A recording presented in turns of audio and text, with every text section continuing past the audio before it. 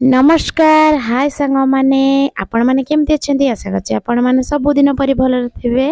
आ आपण को बहुत बहुत धन्यवाद आम रेसिपी देखिकी लाइक कमेंट करूचंती। आपण मान को बहुत बहुत धन्यवाद। तो चलंतु आज अंजलिर हांडीशाल रे आ गोटे रेसिपी बनैबा।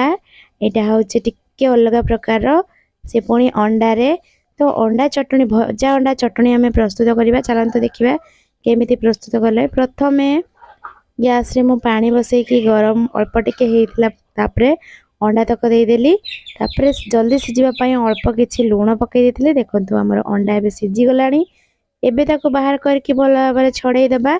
एपटे हमें सुखिला लंका को तावारे पकई भाजी देलु। अंडा छड़े की काटी देलु। तापरे सुखिला लंका भजा ही सतला। तापरे हमें कोन कलु ना अंडा को टिके एपट सेपट भाजी देबा। तापरे टिके गोल मरच गुंड देकी भल भाबरे भाजी देलु।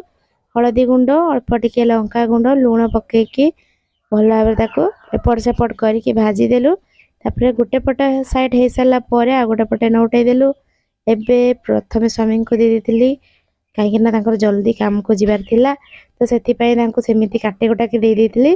तापरे आमे पछरे पाग बनैबा। तो देखंतु सुखिला लंका को भल भाव चगुटिकी ता सहित किछि पियाज काटिकी चुन चुन करके ताको भल भाव चगुटी देली।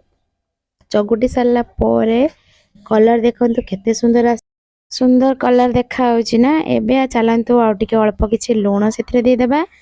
देकी आ टिके सरिष तेल पके की भल भाबरे ताको आ टिके चगुटी देबा।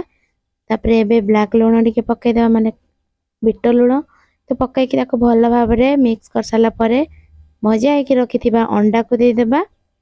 देकी हमें ताको भल भाबरे चटनी करिबा। तो देखंतु म एठी भल भाबरे सबु तक अंडा को चटनी बनै देछि। तो प्रस्तुत हो गला हमर अंडा चटनी। आमे हेले गरीब लोक सेति पई आपन को हम खाइबा टिके अपरिष्कार लागि पारे। हमर होछि प्रतिदिन एई खाइबा सखाळ। ये भल लागले लाइक